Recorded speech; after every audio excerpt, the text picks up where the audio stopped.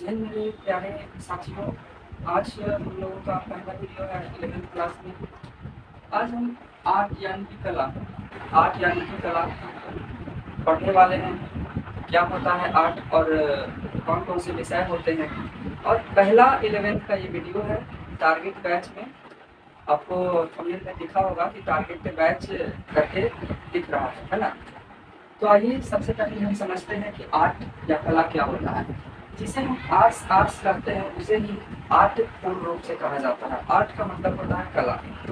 अब आपके मन में ये विचार उठ रहा होगा कि कला का मतलब नाच गाना होता है। नहीं, कला का मतलब नाच गाना नहीं होता है, बल्कि यह एक विषय भी है जिस अनुसार से नाचना गाना संगीत करना नृत्य करना कला है। उसी को आर्ट में ये जो हम लोगों का साइंस आर्ट और कॉमर्स होता है उसमें जोड़ा जाता है।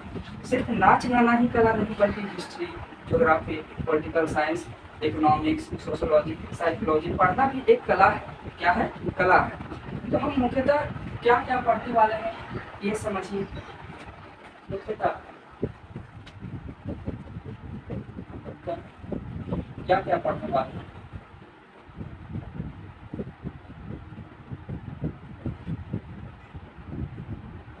मुख्यतः क्या क्या पढ़ने वाले हैं। तो हम इतिहास इतिहास इतिहास हिस्ट्री हिस्ट्री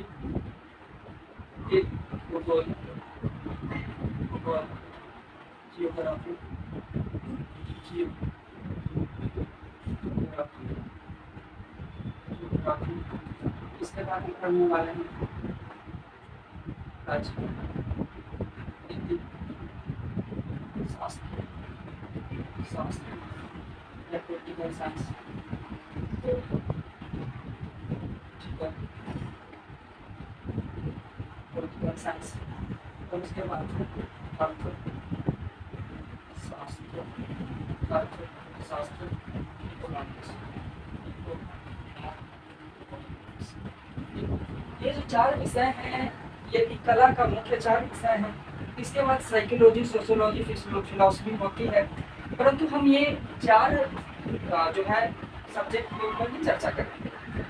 और आज जो हम पढ़ने वाले हैं वो इतिहास पढ़ने वाले हैं। आज हम पढ़ने वाले हैं इतिहास पढ़ने वाले हैं। क्या पढ़ने वाले हैं? इतिहास पढ़ने वाले हैं। इतिहास 11th में जो है 11th में जो है प्राचीन विश्व का इतिहास। 11th में जो बुक है वो प्राचीन विश्व का इतिहास है। इसके ऊपर हम चर्चा करेंगे। खैर, उससे पहले हम समझ लेते हैं भूगोल में कितनी किताब है। भूगोल में जो है 3 किताब है और राजनीतिक शास्त्र पॉलिटिकल साइंस में जो है वो 2 किताब है और इकोनॉमिक्स में 2 किताब है। आशा करता हूँ कि यहाँ तक आप लोगों को समझ में आ गया होगा कि इतिहास में, और इतिहास में बोला जाए तो एक ही पुस्तक है जिसका नाम प्राचीन विश्व का इतिहास है ना। तो कला में जो है इतिहास भूगोल राजनीतिक शास्त्र और अर्थशास्त्र जैसे सब्जेक्ट यानी कि विषय होते हैं। अब आपसे कोई भी पूछे कि बाबू आप सब्जेक्ट आपका कौन सा सब्जेक्ट है, तो आप ये नहीं बोलिएगा कि मेरा जो है आर्ट्स सब्जेक्ट है। ये मत बोलिएगा। आप बोलिएगा कि मेरा आर्ट सेक्टर है, लेकिन सब्जेक्ट मेरा history, geography, political science, economics, जो भी आपका 4 सब्जेक्ट होगा वो आप बताइएगा। क्या बताइएगा? वो बताइएगा। यहाँ तक आपको समझ में आ गया होगा। न तो एक खौराइल लड़कन रहता है जरा बुझेबे न करता है कि ये तरीके का कौन सब्जेक्ट है। हाँ, आर्ट्स मिले हैं, कुछ वही पढ़ते हैं बाबर अकबर, बस हो गया खत्म। तो ये सिर्फ मतलब कि आर्ट्स नहीं है, आर्ट नहीं है ना। ये जो मैं बताया ये आर्ट है ना। यहाँ तक आप लोगों को समझ में आ गया। अब हम देखते हैं कि हिस्ट्री 11th में है और इतिहास में, हिस्ट्री में प्राचीन विश्व का इतिहास हमें पढ़ना है। इससे पहले हम किताब के ऊपर आने से पहले हम इतिहास के ऊपर चर्चा करते हैं कि इतिहास के पिता कौन है, इतिहास क्या है, इतिहास की परिभाषा क्या है और इतिहास जो है कब से पढ़ा जा रहा है। तो इतिहास जो है हिस्ट्री, इसको इंग्लिश में हिस्ट्री इसको इंग्लिश में कहा जाता है। और ये हिस्ट्री जो है तो ग्रीक भाषा के भाषा के शब्द हिस्टोरिया से लिया गया है। ये आप याद रखिएगा कि हिस्ट्री जो है ग्रीक भाषा के हिस्टोरिया शब्द से लिया गया है। किस शब्द से लिया गया है? हिस्टोरिया शब्द से लिया गया है। अब हम समझते हैं कि इतिहास का परिभाषा क्या होता है। इतिहास का परिभाषा, तो इतिहास का परिभाषा देखिए तो अतीत को अगर हम सिंपल डेफिनेशन दें तो अतीत के अध्ययन को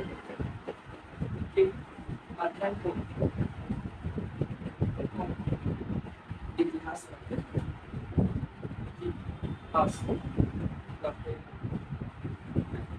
और इसी को हम थोड़ा मेकअप सेकअप करके बोले, इसी को तो पूर्वकालीन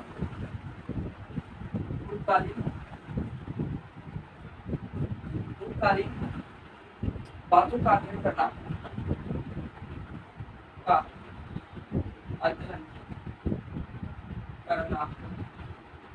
इतिहास कहलाता है।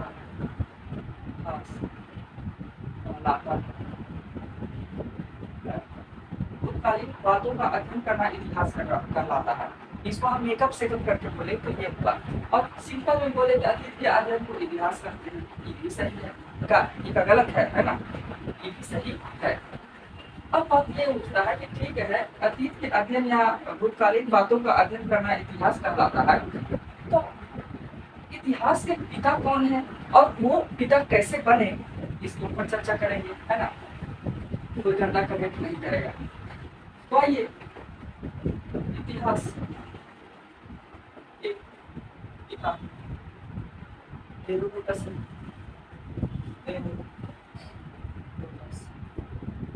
कौन है? हेरोडोटस। कौन है? हेरोडोटस। अब सवाल यहाँ पे ये है कि इतिहास के पिता हेरोडोटस है, तो हेरोडोटस इतिहास के पिता कैसे हुए?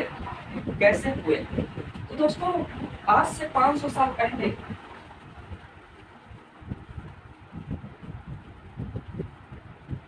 ही इतिहास था। आज से 500 साल पहले भी इतिहास था, आज से 1000 साल पहले भी इतिहास था, आज से 1000 साल पहले भी इतिहास था, आज से 5000 साल पहले, 55 लाख साल पहले, 1 लाख साल, 1,60,000 साल पहले भी इतिहास था। लेकिन हेरोडोटस ने इस इतिहास को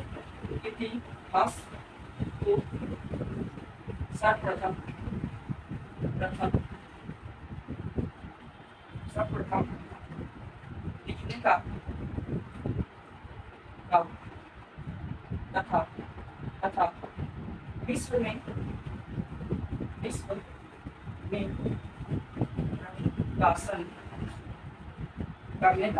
प्रकाशन करने का कार्य किया।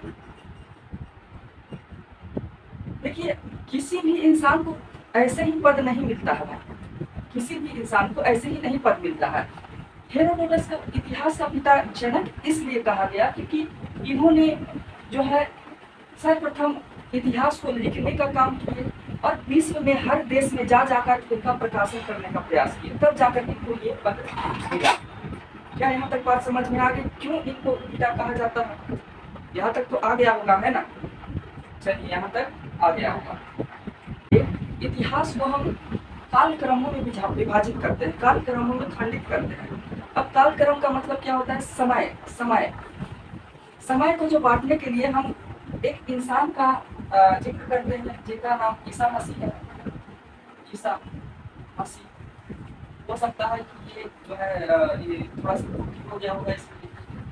ईसा मसीह के जन्म के पहले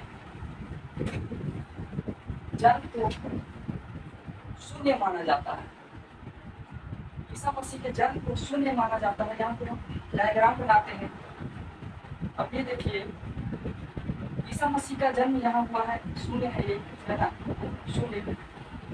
ईसा मसीह के जन्म समय जो है जन्म के समय शून्य माना गया है क्योंकि कोई भारतीय इतिहासकार विश्व में जाकर अपना जो है प्रचार प्रसार नहीं किया है।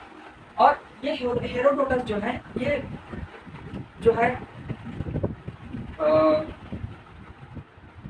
यूरोपीय है ना। तो यूरोप में सबसे ज्यादा जो धर्म माना जाता था वो पादरी धर्म थे, है ना। खैर इसके बारे में आगे चर्चा करेंगे। तो ईसा मसीह के जन्म काल को शून्य काल यानी कि शून्य समय माना जाता है।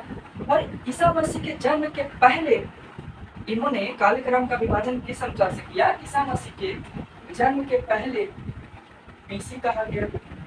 बीसी का मतलब क्या होता है? बीसी का मतलब क्या होता है? देहात में इसको जो है अलग तरीका से बोला जाता है कि आदमी बीसी है। तो बीसी वहाँ वाला नहीं है। बीसी का मतलब होता है बिफोर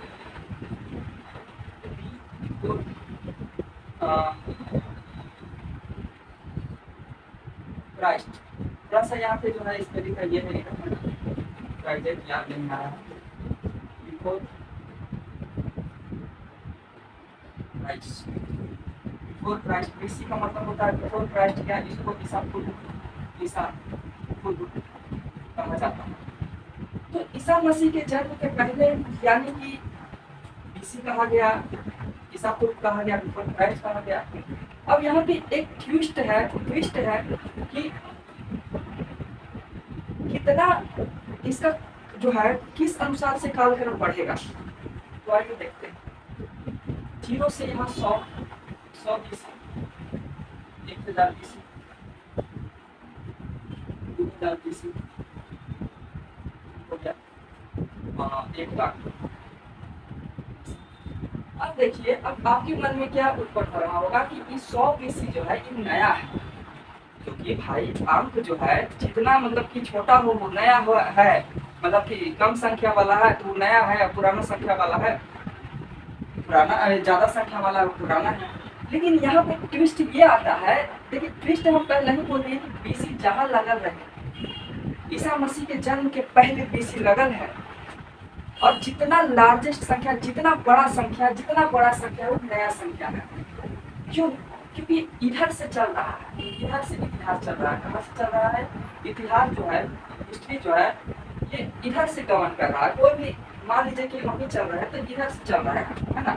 तो इसी अनुसार से बीसी जो है जितना पुराना लिखा गया, 0 से 100, 100 से 1000, इस प्रकार से जो है लिखा गया बीसी को।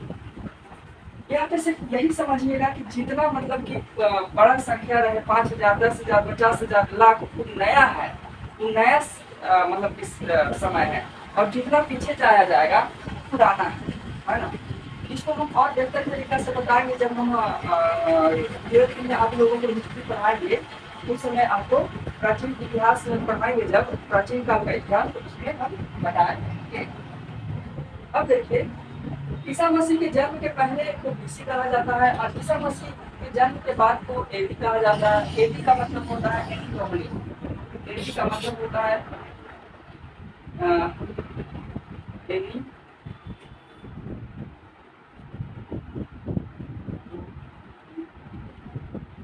एडी डोमिनी, एडी डोमिनी यानी कि इसलिए यानी कि इसलिए क्या, इसलिए। शायद आपको यहाँ तक समझ में आ गया होगा एंटिनोमी और इसी। अब देखिए यहाँ पे कोई किसी प्रकार का ट्विस्ट नहीं है। समय जो है ईसा मसीह के जन्म के बाद अगर बोला जाए 100, 200, 300, 400, 500। अब देखिए, अब क्या करिएगा कि ईसा पूर्व के जन्म के पहले कौन जो है पुराना है, तो पुराना 500 है, पुराना 500, क्योंकि इतिहास जो चल रहा है इस ओर से, इस दिशा से चल रहा है, यानी कि बाएं से दाएं की ओर, बाएं से दाएं की ओर, जिस अनुसार से हम लिखने का कार्य करते हैं, जिस अनुसार से लिखने का कार्य करते हैं। हर बच्चा को यहाँ तक मालूम रहता है, नहीं जिसको मालूम होगा उसके लिए हम बता दिए हैं। अब देखिए, इतिहास का हम वर्गीकरण करेंगे। हम इसे 3 भागों में विभाजित करते हैं, यानी कि 3 वर्गों में विभाजित करते हैं। पहला वर्ग को जो है प्रागैतिहासिक,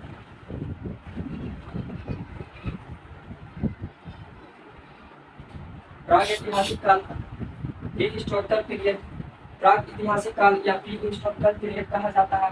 दूसरे को आद्य ऐतिहासिक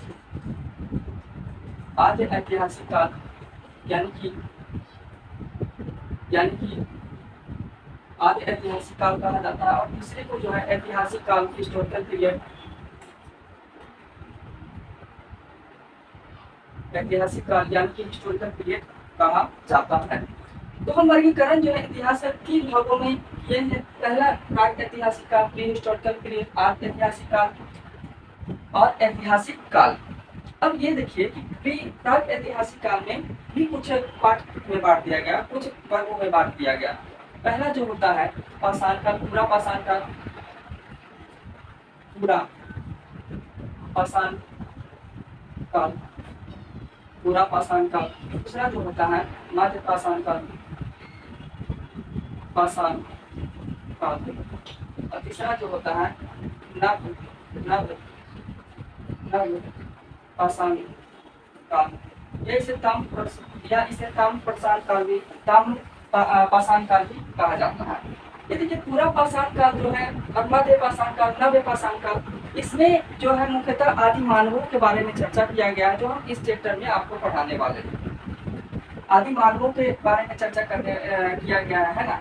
अब आज ऐतिहासिक में देखेंगे तो सिंधु घाटी सभ्यता, सिंधु घाटी सभ्यता, वैदिक काल, वैदिक काल, कांस्य युग, कांस्य युग। इस प्रकार से आपको देखने को मिलेगा आज ऐतिहासिक काल में सिंधु घाटी सभ्यताओं को पढ़ना है, वैदिक काल को पढ़ना है, कांस्य युग को पढ़ना है। और जो है ऐतिहासिक काल और आद्य ऐतिहासिक काल को जोड़कर आपका पुस्तक जो है 11वीं का वो बना है ना। इसके बाद देखिए प्राचीन ऐतिहासिक काल में हम पढ़ेंगे, इसको भी 3 वर्गों में विभाजित किया गया। प्राचीन इतिहास, प्राचीन इतिहास, मध्यकालीन इतिहास, मध्यकालीन इतिहास, और तीसरा जो है आधुनिक इतिहास। इसमें प्राचीन काल में हम सिंधु घाटी सभ्यताओं को ही देखेंगे, और सिंधु घाटी सभ्यता का दिए। इसमें हम मौर्य काल जितना भी है यानी कि 600 से लेकर के 1170 एडी तक, 600 BC से लेकर के 1170 एडी तक हम प्राचीन इतिहास को देखेंगे। मध्य जो है 1170 एडी से लेकर के 1757 तक, 1757 ईस्वी तक हम मध्यकालीन का इतिहास पढ़ेंगे। और 1757 से लेकर के 1947 तक जो भी है या वर्तमान तक इतिहास को हम देखेंगे, है ना। तो आपको यहाँ तक समझ में आ गया होगा, यहाँ तक जो है आपको समझ में आ गया होगा कि इतिहास का वर्गीकरण कैसे हुआ और इतिहास का कालक्रम कैसे विभाजित हुआ। इतिहास के पिता हेरोडोटस को ही क्यों कहा जाता है। आर्ट क्या है यानी कि कला क्या है, आर्ट एक सब्जेक्ट है क्या नहीं है, तो आर्ट एक सेक्टर है ना। यहाँ तक आपको समझ में आ गया होगा। अब हम चलते हैं अपने विषय के ऊपर या अपने अध्याय के ऊपर। अब हम अपने विषय के ऊपर आ गए हैं। अब हम अपने विषय के अध्याय के ऊपर चर्चा करेंगे। अध्याय से जाने से पहले हम आप लोगों को बता देना चाहते हैं कि सोनम वांगचुक जो है भूख हड़ताल पे गए हुए हैं। यह एक बहुत विद्वान वैज्ञानिक भी है और इनको जो है भारत ये नोबेल पुरस्कार से भी सम्मानित किया गया है। तो यह जंतर मंतर में जो है प्रोटेस्ट कर रहे हैं, जो अहिंसक जो है लड़ाई लड़ने का प्रयास कर रहे हैं, और इनके साथ हम भी हैं और आप लोग भी शायद हो सके तो रहिए। और ये जो है सरकार के खिलाफ जो है नीट पेपर लीक और जितना भी अराजकता जैसे कार्य है उसको समाप्त करने के लिए अपना जो है आंदोलन किए हैं, है ना, पूरे देश के हित में देखते हुए। तो ऐसे व्यक्तियों के लिए हम लोग सम्मान सर झुकाते हैं और आशा करते हैं कि सोनम वांगचुक की मांग जो है पूरी होनी ही चाहिए और होगी भी। हम सोनम वांगचुक को नहीं खो सकते हैं। खैर अब आइए अपने मुद्दे पर आते हैं। तो इतिहास 11th में सबसे पहला जो चैप्टर है NCERT। देखिए एक चीज और भूल गए, NCERT। देखिए हम जो भी पढ़ेंगे वो NCERT बेस्ड होगा और साथ में SCERT बेस्ड होगा, लेकिन जहाँ पे जो NCERT नहीं दिया है उस चीज को हम SCERT में जोड़ेंगे। अब कमेंट में आप बताइए कि NCERT का फुल फॉर्म क्या होता है और SCERT नंबर 10 SCERT का फुल फॉर्म क्या होता है और NCERT का फुल फॉर्म क्या होता है, इसके ऊपर आप कमेंट कीजिए, टिप्पणी कीजिए, है ना। अब देखिए 11th क्लास कक्षा 11 में जो है हिस्ट्री में पहला चैप्टर जो है NCERT में प्रारंभिक समय दिया है ना, प्रारंभिक समय या लेखन कला का विकास, है ना, ये दिया है। लेकिन हम लोग जो है पढ़ेंगे समय की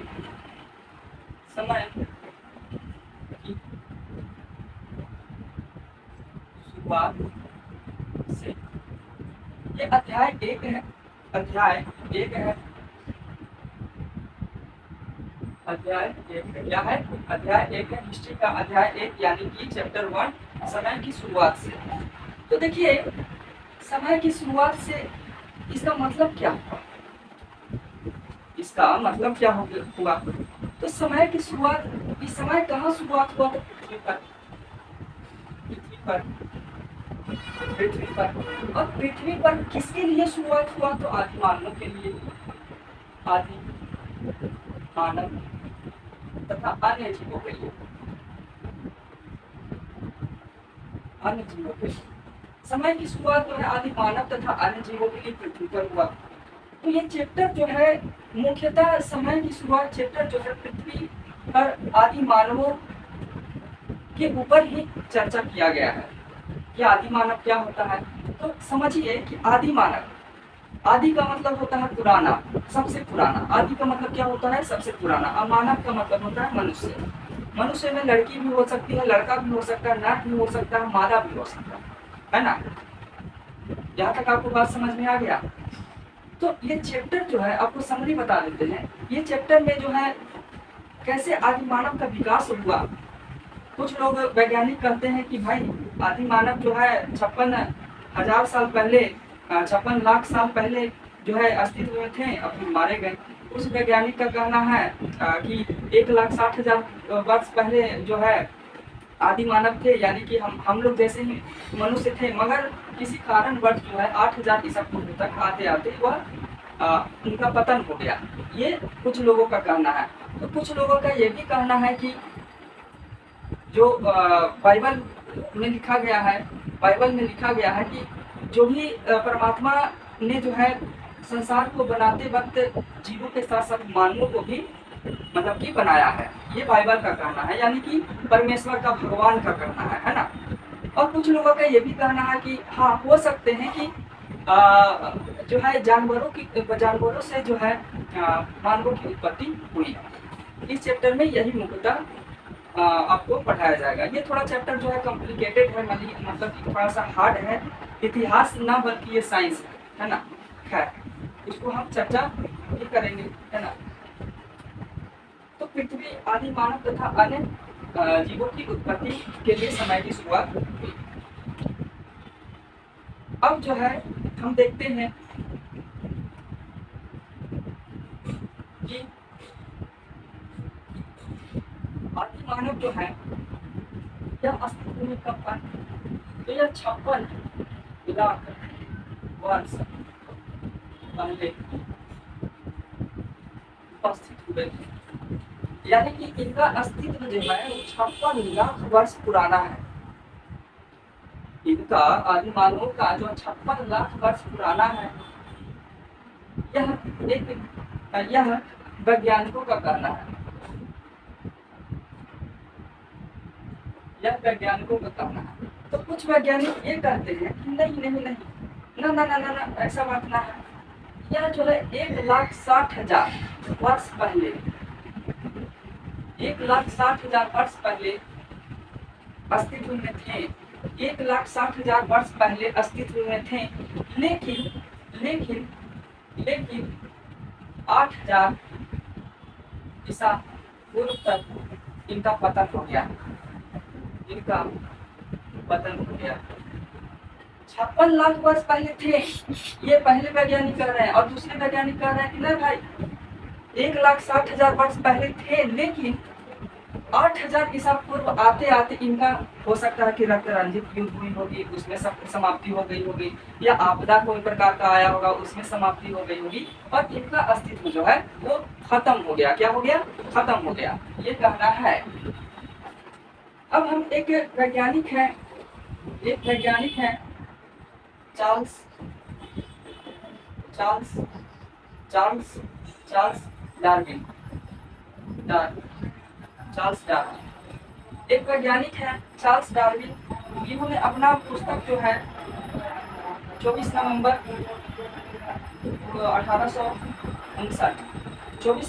1859 को एक बुक प्रकाशित किए। उनका हम जो थोड़ा सा नाम भूल रहे हैं, थोड़ा देखें। चार्ल्स डार्विन ने एक बुक प्रकाशित किया ऑन द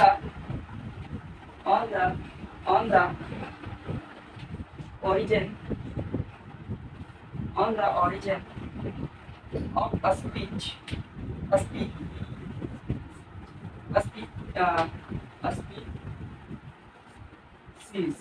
species, यानी कि इसको हिंदी में हम बताते हैं on the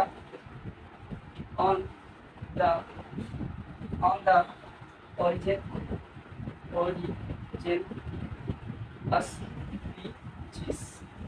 species। पुस्तक जो है इन्होंने लिखा, और लिखते के साथ 1200 बुक जो है बिक गया। लिखते साथ 1200 बुक बिक गया। कौन सा book? On the origin species.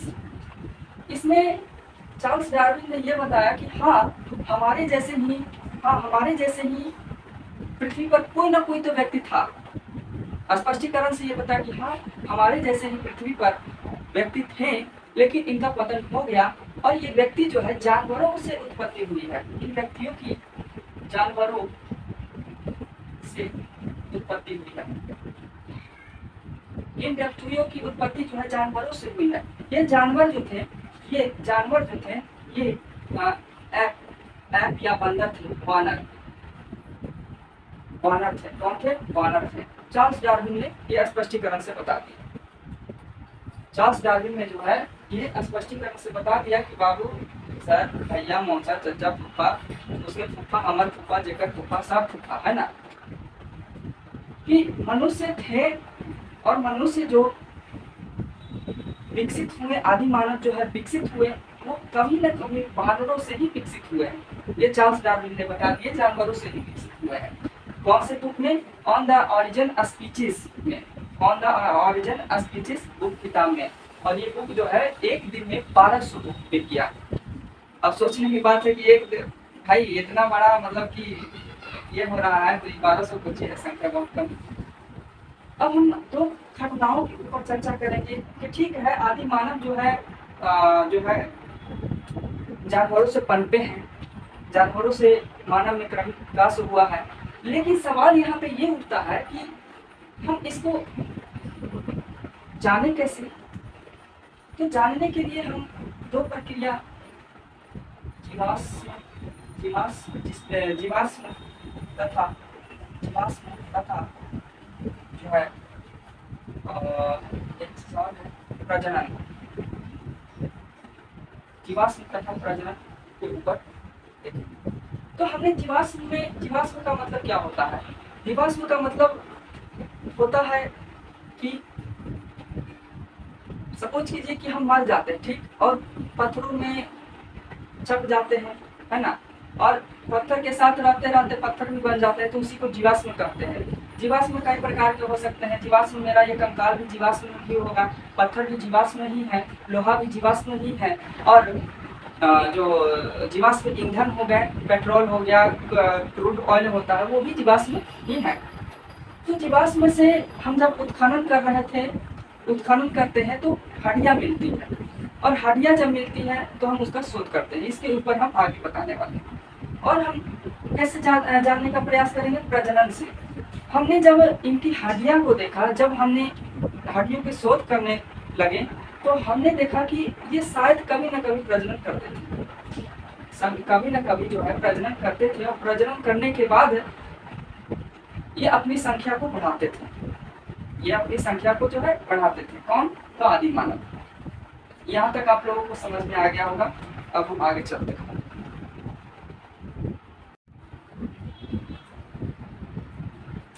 अब देखिए इतिहास एक घटना जो है वो और स्पष्ट कर देता है आदि मानवों के ऊपर कि एक घटना है जिसका नाम जो है अगस्त 1856 की घटना। अगस्त 1856 की घटना यह स्पष्ट कर देता है कि जर्मनी में नियंडर घाटी, यानी कि जर्मनी में एक घाटी है जिसका नाम नियंडर घाटी है। जर्मनी में एक नियंडर घाटी है जो डसेल्डोर्फ नामक शहर में अवस्थित है, जहाँ चूना पत्थर की उत्खनन मजदूरों के द्वारा की जा रही थी। चूना पत्थर का जो है, जैसे उत्खनन का मतलब क्या होता है कि कोई खान है, कोयला के खान है, वहाँ जो है मजदूर खंड करके कोयला निकाल रहे हैं, खंड करके, है ना। उसी अनुसार से चूना पत्थर की उत्खनन यानी कि खनन हो रही थी मजदूरों के द्वारा। जब मजदूर वहाँ उत्खनन करते हैं तो करते वक्त देखते हैं कि मानव की खोपड़ी जैसे ही आकार दिखती है।